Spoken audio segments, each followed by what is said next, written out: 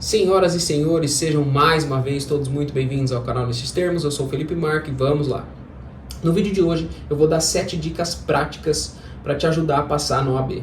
São 7 dicas que eu usei para eu conseguir a minha aprovação e eu acredito que podem te ajudar. Separei o vídeo em alguns tópicos para ficar mais rápido de eu passar todo esse conteúdo aqui para vocês. Eu vou falar sobre plano de estudos, resumos, provas anteriores, YouTube, ética, vade-mecum da matéria e livro de peças e questões e estilo de vida. Então, sem mais delongas, bora lá. Bom, primeiro tópico, plano de estudos. Muito importante, monte um plano de estudos para a primeira e para a segunda fase. Organize os seus horários, os seus dias, organize o tempo que você vai estudar e organize o que você vai estudar nesse tempo. Escolha quais matérias você vai estudar. Atualmente acho que são 20 matérias. Dessas 20 você não vai conseguir estudar tudo, é muita coisa, é muito improvável.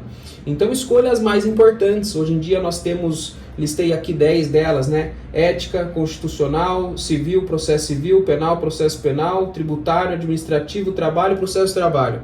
São matérias com 5 ou mais questões, essas matérias. Escolha algumas delas, escolha 7, 8 dessas matérias, estude mais aprofundadamente. Segundo tópico, estudos. Bom, cada um tem uma maneira de estudar melhor, gosta de estudar de um jeito, resolvendo questões, fazendo resumos, assistindo vídeos, enfim.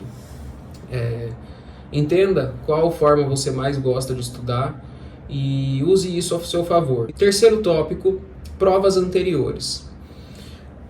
Faça provas de exames anteriores, tanto de primeira quanto de segunda fase. Antes de fazer a primeira fase, faça 5, 6, 7, 8 provas de primeira fase anteriores para você entender como é o examinador, como são cobradas as questões, como são os enunciados, como a prova é colocada, quanto tempo você vai levar para fazer essa prova. Tudo isso vai te deixar muito mais preparado, mais organizado para no dia da prova, na hora que você chegar na prova, você vai estar mais tranquilo, você vai estar muito melhor preparado para fazer o exame.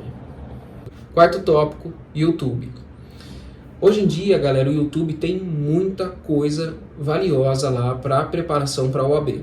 Existem grandes canais, né, vocês sabem, é fácil de pesquisar, que seguem um cronograma de estudos rigoroso de preparação para a primeira e segunda fase. Assim que terminam um exame, eles já começam a preparação para outro, montam um cronograma de estudos, seguem aquilo a rigor até a data da segunda fase. Então, tem muita coisa valiosa lá, mesmo que você não siga tudo, pode ser de grande valia, bastante conteúdo que tem lá. Eu recomendo. Quinto tópico, ética. Eu fiz um tópico aqui só sobre essa matéria porque eu acho que é a única matéria que é indisponível aqui. Todo mundo tem que estudar. Primeiro, porque é a matéria que tem o maior número de questões, são 8 questões. Segundo, porque não é uma matéria muito difícil, muito mirabolante, muito complexa, complicada. É simples. Tem bastante conteúdo? Tem, mas basta você estudar com vontade, que você tem grandes chances de gabaritar as 8 questões ou pelo menos acertar a maioria delas. Então você já tem um número bom de questões aí para ajudar na sua aprovação. Sexto tópico, vade-mecum da matéria e livro de peças e questões. Pessoal, esse tópico aqui é muito interessante porque eu vejo bastante gente negligenciando esse ponto. Eu vi vários colegas indo com o vade-mecum genérico para a segunda fase, sem o vade-mecum específico da matéria em que estava prestando a prova, e faz uma grande diferença, eu posso garantir isso. Por quê? O vade-mecum específico da matéria, ele tem um índice remissivo específico daquela matéria.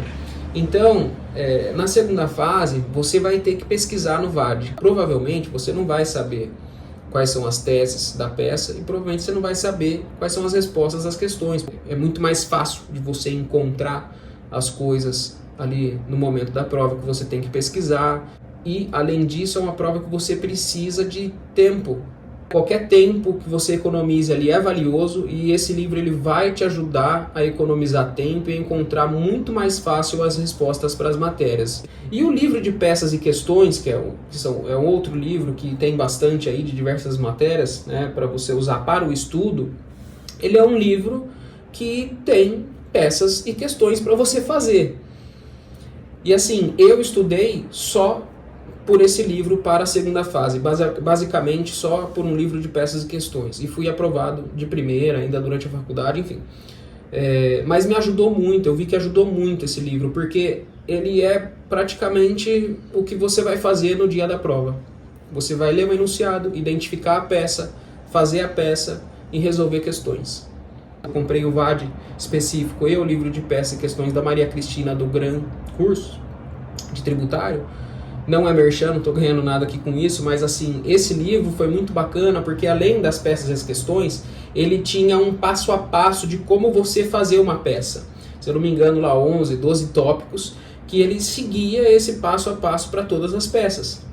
Então, se na hora da prova, se você chegou lá e seguiu o passo a passo, provavelmente você ia já conseguir alguns pontos ali garantidos, sabe?